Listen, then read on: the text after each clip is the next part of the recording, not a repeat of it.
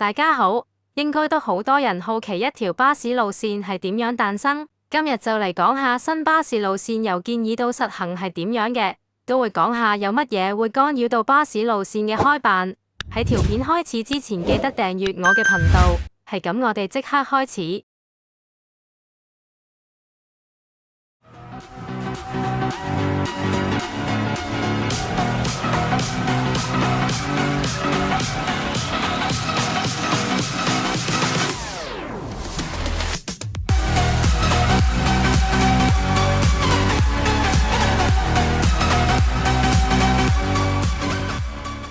今集就由巴士路線誕生嘅起點建議開始，而其中一樣最重要嘅一種建議方式，就係巴士路線計劃 RPP， 前稱巴士路線發展計劃 RDP， 係巴士公司每年會向運輸署草擬遠期計劃嘅其中一部分，裡面會有開辦新路線、改善班次、改服務時間、走線等等方案，甚至會去到取消或者合併路線。而所有呢啲方案嘅目的都係滿足乘客嘅需求。去到調整服務嗰陣，運輸署會根據人口同埋客量轉變，仲有基建發展等等因素，諮詢全港18區區議會，跟住再同巴士公司商討安排，最後就會實施。基本上主要巴士路線嘅改動都包喺呢個計劃，所以地區人士同埋巴士迷都係好關注呢個計劃裡面嘅內容。但係每年搞一次巴士路線計劃時間上實在太過固定，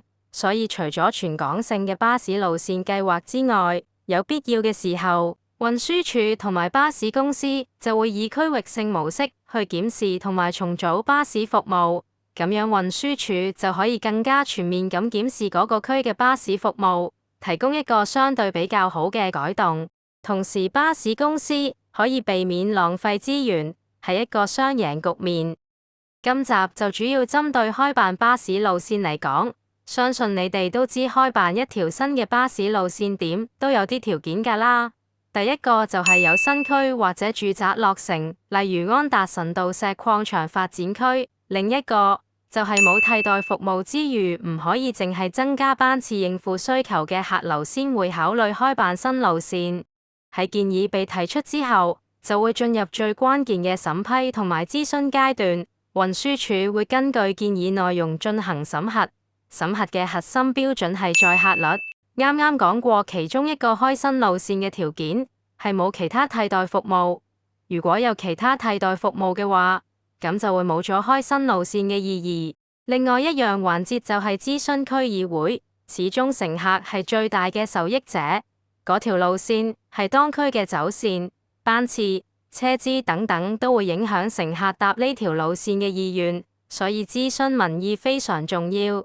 任何強烈反對都可能令到嗰條路線嘅計劃直接泡湯。因此我哋見到好多計劃開發嘅路線，因為區議會嘅反對，最後擱置計劃就係咁解。喺通過審核之後，意味住巴士公司要開始着手預備開辦。咁就當然唔係安排巴士站同埋調動資源咁簡單啦。巴士公司要準備嘅嘢多到數唔晒，例如電牌同報站、八達通機、轉乘優惠、宣傳，仲要啲車長提前贖路費，是去到正式行嗰陣行錯路又搞一大輪。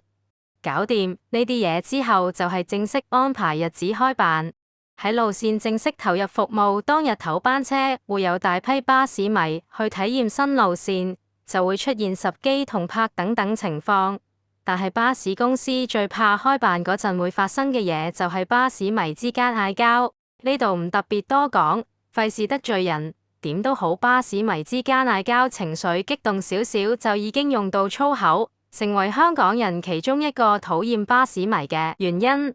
所以睇到嚟呢度嘅巴士迷，記得唔好喺首行呢啲大事周圍得罪。話題扯遠咗，巴士路線投入服務之後，對呢條路線嘅觀察係未結束嘅。區議會等等民間團體會收集乘客嘅意見，同埋觀察繁忙時間同埋非繁忙時間嘅載客率，跟住提交俾運輸署同埋巴士公司作審核，跟住就會調整班次。例如安達臣道石礦場發展區嘅6、8號線喺開辦之後吸引好多乘客去搭，所以升級做半全日服務。呢條路線之前嘅片已經講過，呢度唔多作介紹。如果觀察得嚟嘅載客率偏低嘅話，咁呢條路線好大機會會減班，甚至縮時或者取消。講完開辦新路線之後，咁路線調整流程會唔會簡單啲呢？答案係唔會嘅，並且可能比開辦路線更加複雜。路線調整前期仍然係要巴士公司提交建議到運輸署，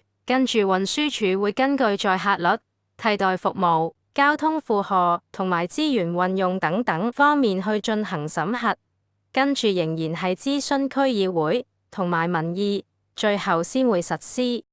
不過我好似講到區議會有好大嘅決定權咁，雖然區議會喺路線變動方面冇任何實權決定，但係一旦區議會強烈反對，巴士公司俾嘅建議就好大機會落空，成為一大爭議。加上區議會嘅決定未必對於嗰條路線係一個理想嘅決定，所以實行咗之後服務質素可能會下跌。其中一個例子就係606，應該好多人都會問點解呢條路線無啦啦會入耀東，咁就當然唔係巴士公司決定㗎啦，而係因為東區區議會喺1996年要求呢條路線要兜埋新入伙嘅耀東同埋興東，雖然填報咗服務空白，但係就令到本身已經兜路嘅606走線進一步迂迴。另一個例子就係九巴9號線同28號線對調總站，最初9號線嘅方案係直行全條太子道東，之後1年就建議行彩虹道，但係就唔經黃大仙總站。不過更改走線同埋搬總站嘅部分喺2017年受到黃大仙區議會反對，更加因為呢樣嘢導致9號線遲遲唔可以延伸到彩福，令到黃大仙區議會備受責備。另一邊廂28號線嘅改動組喺2015年至2016年嘅計劃已經獲得通過，但係就因為9號線改動計劃受阻，導致方案一度多次撤回，最後喺觀塘區議員爭取延長9號線，甚至向運輸及房屋局局長反映之下，9號線同埋28號線喺拖延3年之後，終於成功更改總站。呢個事件同時引申另一個問題，就係路線過度捆綁。如果當初呢兩條路線嘅改動冇被捆綁嘅話，28號線嘅改動喺2016年已經可以實行。奈何尖沙咀碼頭已經冇位，加上區議會之間嘅紛爭，就令到改動一直延遲，為人詬病。下集就會講另一種開辦新路線嘅方式。想繼續追蹤嘅話，記得 like 呢條片同埋訂閱我嘅頻道。係咁，我哋下次再見，拜拜。